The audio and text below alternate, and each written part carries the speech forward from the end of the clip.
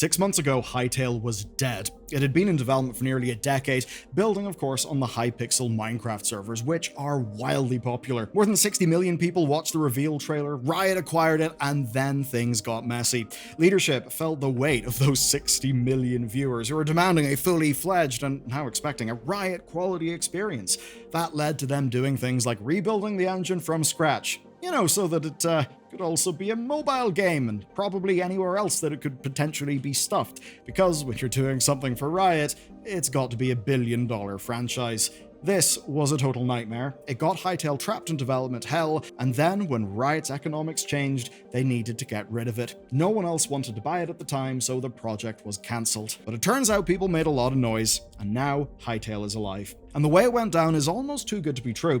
Fan outreach drove Hypixel leadership, Simon and Philippe, to buy the game back from Riot. It actually seems Riot were happy enough to sell it to them. They then iterated on the last playable build before all the engine rewrite chaos. They made it shippable, and last week, 6 months after Riot killed it, Hytale launched into early access. Though not Steam early access, they definitely don't think it is ready to go to that stage yet. But what it means is we can finally play it, we can finally talk about it. I have played it, I'm a lifelong Minecraft player as well, so let's get into it, because Hytale isn't just not dead.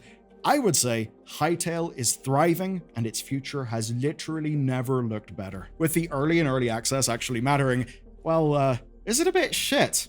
Well, so far I would say, no, it is not a bit shit. I think Hytale really does work. Now, early reviews have leapt on the Minecraft 2 framing because it's basically a sandbox crafting game with years of taste refinements baked into it. More intuitive building systems, streamlining for pain points like punching trees, modernized movement. I mean, man, the movement does feel so good. Hell, even take a look at this tweet where basically people are just chaining stuff in a way that almost reminds me of like Mario 64 movement in the hands of someone who's amazing at the game.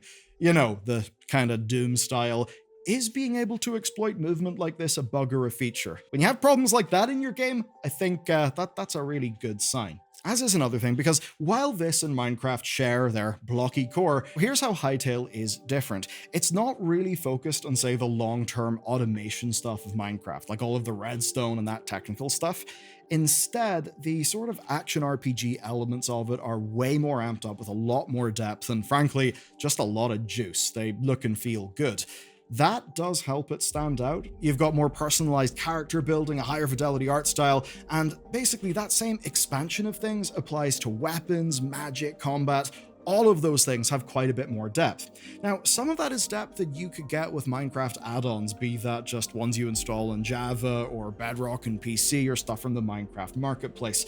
I think the difference, though, is what the base experience is. That's where it's quite different in Hytale, and in a way where I think modders are going to be able to do some really cool things. Now, from my experience playing it, I think the first thing that really surprised me, maybe I shouldn't say surprised, I mean, even this older build wasn't developed for ages, but it's just the execution of the fundamentals, right?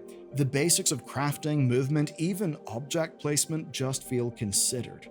I mean, as an example in Minecraft, if you're trying to place objects, there are rules that'll dictate, what orientation the object is placed in. Do you know what's great about this game? You can just tap the R key, and you'll see like a little ghost version that will just show you how it will be placed. If you tap R again, it'll rotate it again. Those sorts of things feel absolutely fantastic. And also, well, they've gone away from the block-based crafting of Minecraft. It's now done at these crafting tables in a way where it's not about arranging blocks, which, let's be real, is a lot closer to how so many Minecraft players actually craft in the game these days. It feels real good.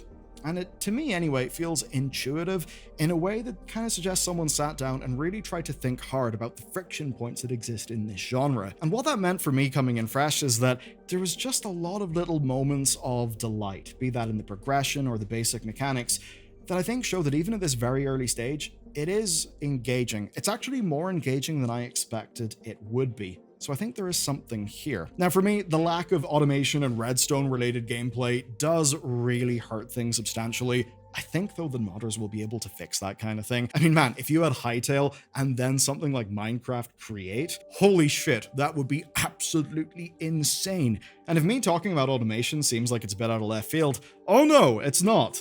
Take a game like Factorio. Factorio was partially inspired by automation and industry-based Minecraft mods.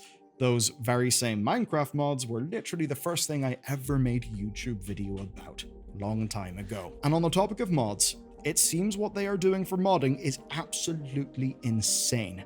The modding tools appear to be quite amazing, and just to showcase a little bit of that, here's a Survivor-style game that one of their team made as a mod over the Christmas break. Is that not just, like, incredible? So at least by my estimation, things are looking real good, though I should cover a few complaints. One of the more frequent ones is that right now it really is a sandbox. There's not as much progression to like structure or guide players, which I think makes sense. I mean, Hypixel, or to be clear, the new Hypixel Studios Canada, they've only had the project for a few months, and I think it explains why they were so quick to get modders and creators involved, because they can, well, generate content far faster than the studio can alone, especially because they can just go in and fill all of the niches that players are kind of finding or wanting. It's one of the cool bits of modding. And one thing that I like that bodes real well for the future is public posts from Simon that are as opinionated in current game systems as the players have been. So here's one message he sent: "I need suggestions to make mining in Hytale more satisfying / fun. I'm not happy with it. Finding ores or strip mining is not good enough." So it's good to see that that's kind of their approach to development.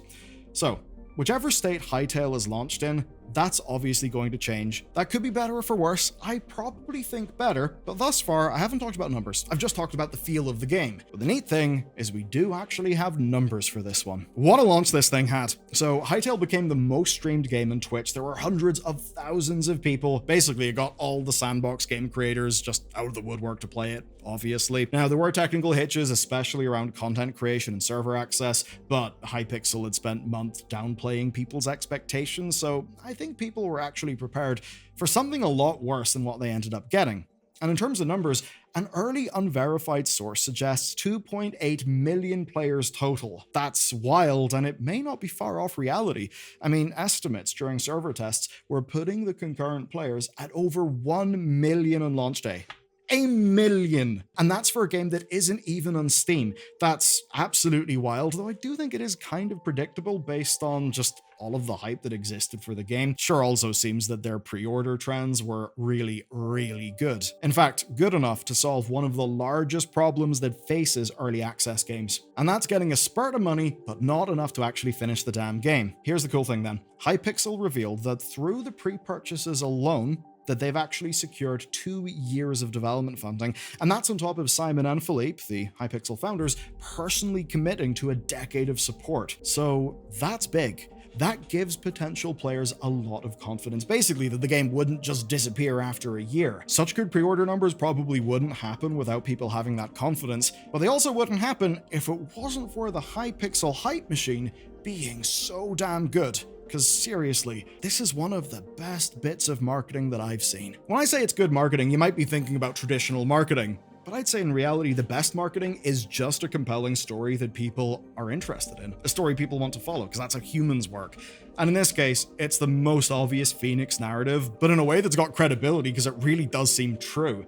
Of course, though, Hypixel needed to build around that, so that's why they set expectations on stability and content volume. They were still giving people something to look forward to, but they were doing a real good job of hedging against the negative, whilst also driving an ecosystem of sandbox creators who had literally waited a decade for this game. It also helps that January is a quiet as hell month for a game like this to launch. They just weren't facing much press competition. I mean, when so little's going on in the industry, there's a pretty low bar of newsworthiness, so obviously this got covered absolutely everywhere. But even with that, you still need novelty and marketing saturation before people kind of make that purchase. So what they did, which was real smart, is they gave modders, server hosts, and creators early access to start building. That meant they guaranteed themselves a massive library of support before the launch even happened. And of course, with Hytale's modding framework, well, they had the perfect tool for that. You see, on January 8th, Hypixel gave modders the green light to start posting their work. And what followed was a huge surge of attention. There's the Survivor-style game I mentioned earlier. There's also Doom being around within the game. There's a side-scroller version. There's just so much.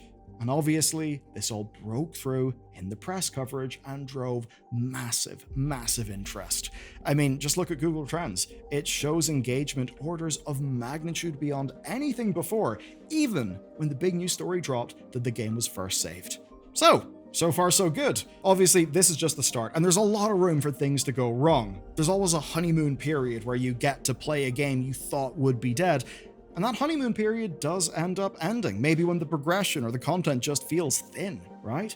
That's obviously an issue. There's a lot of criticism over, say, world generation. It's also fair to say it's a game that can look quite ugly in some circumstances, even though, when you look at a big impressive build, or just even a lot of like the vistas in the game, it can look beautiful. It is just a little bit uneven, so there is a lot of work to do. And they're going to have to make design decisions that parts of the community, well, disagree with. There'll be bugs, delays, player expectations about how fast things like, say, the adventure mode ship, because that's not there right now. And there are things teased years ago that may not even come to pass. All those things aside, Hytale is saved, funding is now secured for years of development without strings attached. And that may just be the biggest thing, because sometimes those strings may be getting you a lot of money, but they also come with demands. Demands like the sorts of ones that maybe Riot would have applied to the game back when it was supposed to become some sort of cross-platform, multi-billion franchise. Now, it can just develop at a pace that Hypixel wants to set that's accountable only to them and their players, and you'd hope that with such a clear job and such a healthy war chest, they'll actually be able to do that, free from the bullshit. I mean, Simon's even said that as a priority, they want to hire way more artists. I think that'll be good news for people who think the presentation's a little bit uneven. So, it's nice to start the year celebrating about something, especially when, not long ago, it seemed no one would ever be able to play this game in any form. And while performance isn't perfect, you don't need a new 50 series card or 64 gigs of RAM to play it, which is a bloody good thing. And if you want to know why it's a good thing, well, here's a video about how right now PC building is kind of fucked, and it seems like it'll only get worse.